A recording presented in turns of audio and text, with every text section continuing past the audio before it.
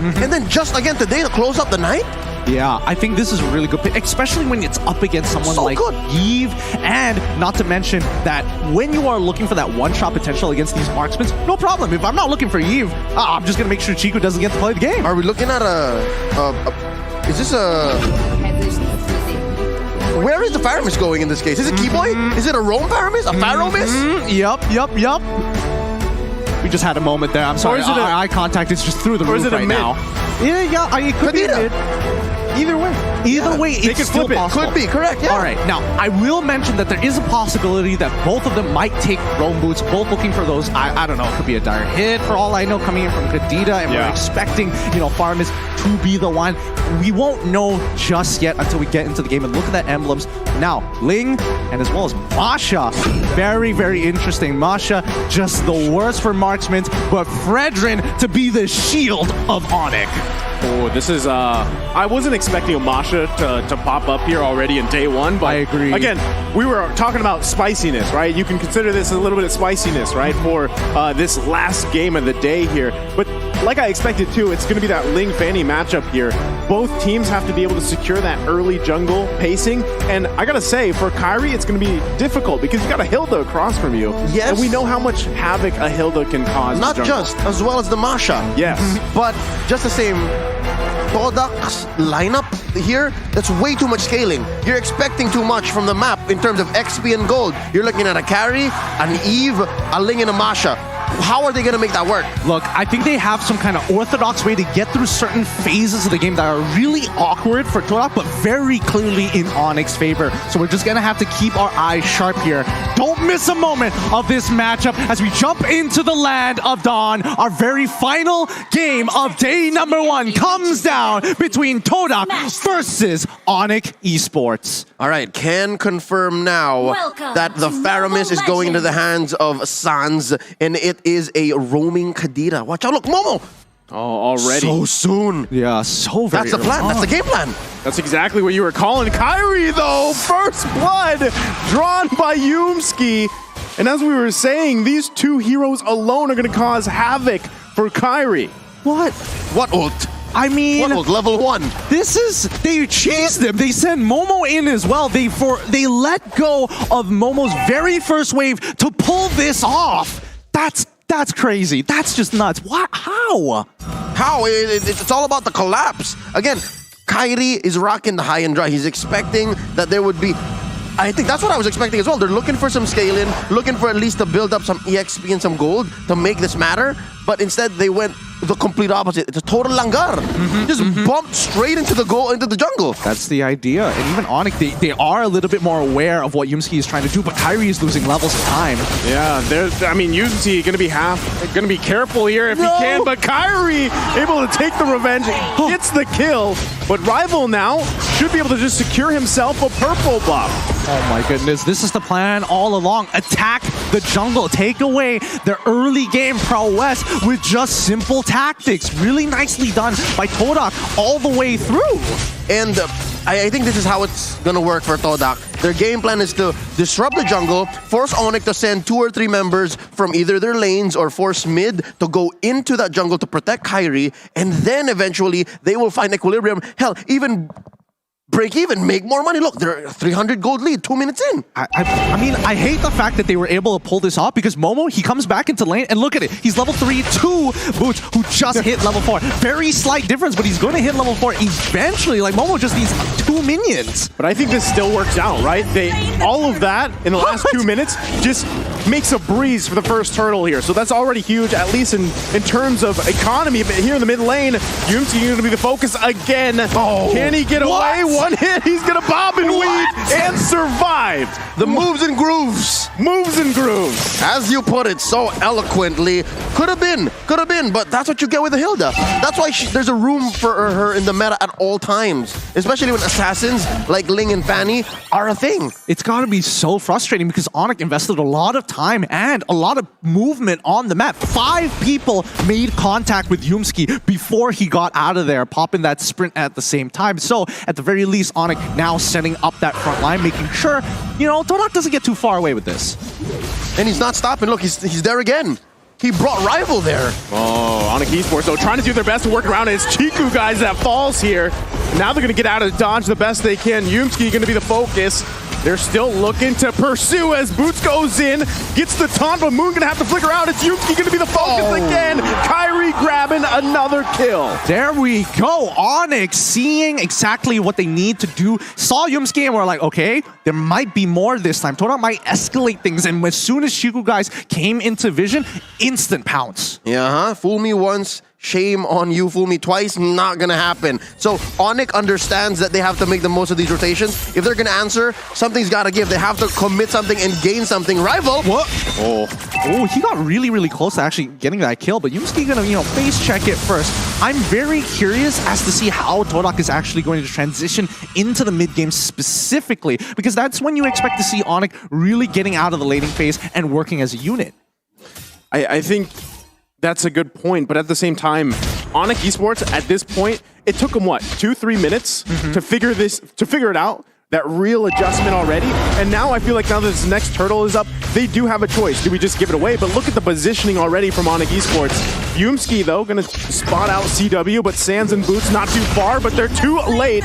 Rival able to secure another turtle here for Todak. Oh, I mean, right now Kyrie is getting harassed out of his mind. Even running down towards the turtle, you can see Momo chasing him. Yeah.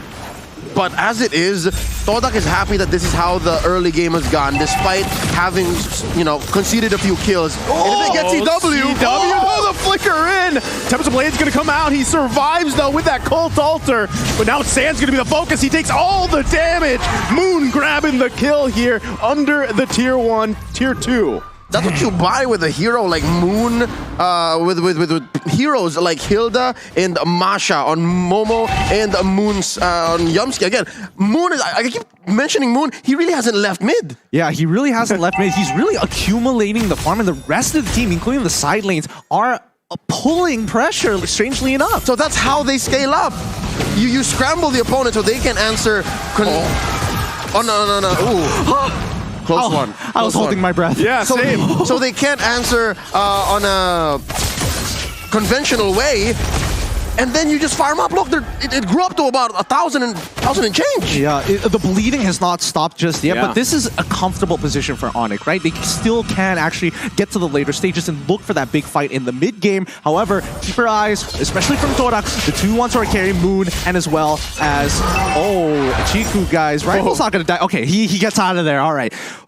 Weapon swept off my forehead real quick. I think it's still working out though, because Kyrie's behind in levels, right? Yep. He's level 7, Rival's level 9, and so objectively, you're gonna have that advantage already in the jungler. So if they can continue that on, this might be a clean take for Todak in terms of turtles, as the next one's gonna be up in about 10 seconds here. But you can see them both fighting for space and position around that turtle pit. I was about to say, one key advantage that at least Onic has is TW is ahead. TW is getting a lot of items, building up, but wait, no, underneath mid. Kyrie once again pushed out of the jungle here. So just like that, it is going to be a clean sweep of turtles. Momo, though, Sands able to pick up a kill with that Stampede. And that could be a small win here, but Yumski going to fall as well. Kyrie able to get the killing spree, another kill for him in the jungle. Yeah, but they do translate into a turret down bottom, so eventually the farm will still keep rolling. I was saying, CW farming a little better than Chico Guys, but we can't count out Chico Guys. Chico Guys just has that weird killer instinct, can come on any time, in any way. He can be 0, 6, and 2 and still carry from there. And especially when you're on a hero like Harry, that's definitely something you have to be very wary of, even if you're as tanky as Boots. Kyrie's still getting harassed as always, but it's tough with the composition that Todak has. Momo is not going to let him have fun, and neither is Yumski. Man, and just like that, I mean, there's turrets going down here. Finally, the second one in the game, both having won. So they're going to be working around with that space here, but still focus on the mid lane. Both these teams have the tools they need to win these small skirmishes leading up to that first Lord of the game. Looking at the items so far, it's looking pretty good for the side of Todak, but even then, Onic, as soon as they're getting their second as well as their third items, we'll see the table start to shift in their favor if Todak loses that lead. Oh, look at this massive farm on both Rival and the Chico Guys. CW though, I was wrong. CW's not farming as well as much. This is the first time we're seeing the item builds, and he just has Blade of Despair. That's trouble. Well, to be fair, he did get dove twice, one having to break his flicker, the second to death. So forcing him home. So yes, he's saving himself, not many deaths, but he's not staying in lane as long as much as he should. Yeah, the economy's not looking good. Oh! CW gonna have to flicker out to survive that. So still, total control here from Todak on Onic Esports purple buff. And just making it hell here for Kyrie to even get any buff. And the poking back and forth. Now it looks like Todak's going to go ahead and focus on the mid lane. The flicker comes in. Boots, though, working on Chico, guys. Can't get him as he falls here in the tier 1. Sand's going to flicker out, too. Turret falls down, though. Kyrie trying to unleash. Able to pick up a kill. Make it a double as Momo falls as well. Already, the tables are slowly starting to turn. The gears for Onic Esports, making it so much more of a problem for Todak. Boots, the shield of Onic right now, must keep Todak in check. So here's what's going to happen. If Onic continues on this path, there is a window wherein they are ahead. There is a window wherein they will say where the fights happen and how they happen. But eventually, Todak is going to have Yumski and Momo just diving up front, possibly Momo having his third Guardian helmet, and then he can just one-hit CW. Hell, maybe even one-hit Kyrie. It's that scary when we get into the late game. So I'm guessing there's a time frame of maybe about 4 or 5 more minutes before that can happen. I think that's good timing as well. And you gotta point out the fact too, Rival has just had a chill game. This is the most comfortable probably game you can have on this link, right? You're 0-0-0, almost 10 minutes in the game. You're gonna be able to work on these objectives the way you want. Meanwhile, it's the polar opposite for Kyrie. 5-1-1, but he's 3 levels down. But it's a good recovery, though, given the early game, what happened in the first 2 minutes. But we can counter blessings as much as we want, but it's all about this purple. Who's going to get it? Rival can Rival secure. They just got lured. Yeah, I mean, again, Kyrie has done a good job working back from this, but still, objectively, it's Todak with that advantage. Like you guys mentioned, you have Momo and Yumski going to any... Actually, they can even split up each other if they want to, focusing on the back line, protecting the front, causing havoc here. And that's what we're seeing. It's tough for Onic Esports. No, that's exactly it. Todak right now are doing their... Well, I wouldn't even say it's a split push, but they are doing cross-map plays while Yumski or even Momo is distracting them by purple buff, knowing how important it is for Kyrie specifically to get it. They know a contestation point, a choke point against Onic. Yeah, the reason why the split is so easy for Todak is because Yumski and Momo can just do whatever they want. Yeah. They can face off against 3 or 4 members and still get out alive. So that's why all the rest of the members of Todak are still farming elsewhere. They're pushing hard. They're going to get that taunt off, but still it's only a turn that goes down. Kyrie from the backside, though, can't get a kill. It was almost there, but he's going to fall here. Boots, though, going to fall as well. Chico, guys, take it out, but it's a 1-for-3 trade. And now Todak knocking on the door of Onic Esports. This is getting very sweaty already. One inhibitor has fallen. I was expecting maybe a second one here, but Onic, they've got to be really careful here. They have to stop this bleeding now. That bottom lane inhibitor push is a leaking roof. That is permanent damage. Again, we were just talking about how Momo and Yumsi can go wherever they want. This makes it worse. You constantly have to send someone to clear that wave down bottom, or else you suffer a possible split push win.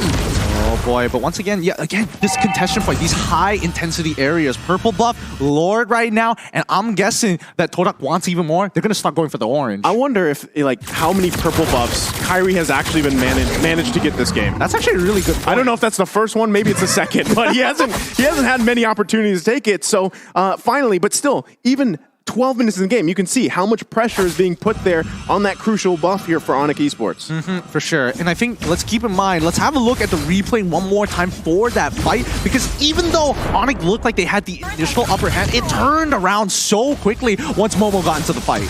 Very key. Watch where Chico guys is and how many heroes from Onic he had on him before he eventually died. But do the math, folks. Do the math. 1-for-3. Take that trade any day. Any day for sure. But Todak, with a 5.5k lead here, it's only going to be fruitful for... Whoa! Yo, where did half of his life go? I mean, he is 5-2-2. He has high and dry. Correct, right?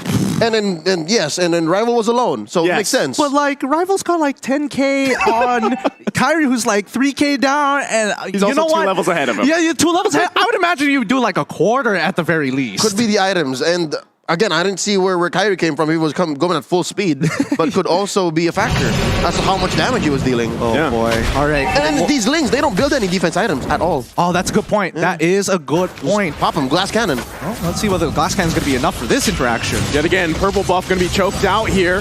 Onic Esports still fighting for it, but it's going to ultimately be taken away. Momo and Yumski doing exactly what we painted the picture here. Yeah. Keyboy, though, waiting patiently, because now that the Lord is up, this could be a crucial pickoff if Keyboy can find it, as he waits patiently in that bush for now, but Todak not even going to enter that area. Oh my goodness, is somebody going to check it? Can he get hit? Rival's going to be told. Get the Tempest Blades out. And now Keyboy's going to be the one punished You're here. kidding. What a play coming out from Rival. You're kidding. That didn't one-shot him. What's going on? He had everything, even Magic Worship. He played it perfectly. At this point, Keyboy hasn't really farmed up, couldn't stay in the lane, get the XP, get the gold that he needed. He just could not. And you're looking at Rival who's at level 15, level 14. Keyboy's at 11. Just the base stat growth just made the difference. It really did. And I mean, right now at the 42K mark, they are clearly at an item power spike against Onic, who's at 37. They just need a little bit more time to catch up. But with this Luminous Lord, I don't know. We're expecting to see at least another inhibitor turn, or at the very least, a 5v5 fight. Yeah, I think, you know, as this Lord marches down on the bottom side, Onic Esports is still, even with this defense, they're going to have their work cut out for them, because what you're seeing is just engage after engage. And Keyboy, I mean, look how tanky Yumski is. He's going to get dragged with the Stampede here behind enemy lines, but should be able to bob and weave out of there. They do lose that mid-turret, though. They're not even going to wait for the Lord here, as Todak is into the base of Onic Esports. Lord has made its way to the base. They lose that mid lane, and now they're going to lose more resources here, but Momo doing exactly what he needs to do. Kyrie trying to poke down anybody that he can. Lord should go down shortly. They might look to end it here. It's still hitting the base. Tempest Blade's going to be popped. Yumski, though, quite low. And for now, Onic Esports able to hold on. World-class defense coming up from Onic Esports. Incredible. Oh, run, Moon, run! And what a clapback. 3 for 2, and Onic is still breathing. So exactly how did that happen? All right, first up, I think Boots got a solid taunt and put down the members of Todak to a very acceptable level for Kyrie to clean up. Plus the pulls from Sans, who actually is doing great. I'd like to see what Sans is building here. Again, the replay coming up in just a couple seconds here. They were underneath the crystal, so best believe there was a lot of free turret hits, right? So here, look at, watch Boots, watch Boots. Oh! Got her Appraisal's Wrath. You're right. The Appraisal's Wrath really making the difference, chunking out a lot of the members. But even prior to this, the fact that they were pulling the Lord's attention to minimize its damage on the crystal, that was making key. all the difference. That was key. Oh, they're still going to be going for it. It's CW, though, that falls here to Yumski. Now Rival on the hunt for Sans. Can he grab the kill? Gets the Cold Altar down. Tempest Blade's going to be popped here, and it's Shiku, guys. Taking out Kyrie. Going to flicker in and gets Keyboy as well. Todak is looking to end the game here in a huge match for Onic Esports. And now they're going to wait for that wave to come in. Rear world manipulation going to come down. Boots trying to do his best to stall out. But now the wave's going to be charging in. Todak looking to end the game. Rival focusing on the crystal, and that's it. Todak takes the game against Onic Esports.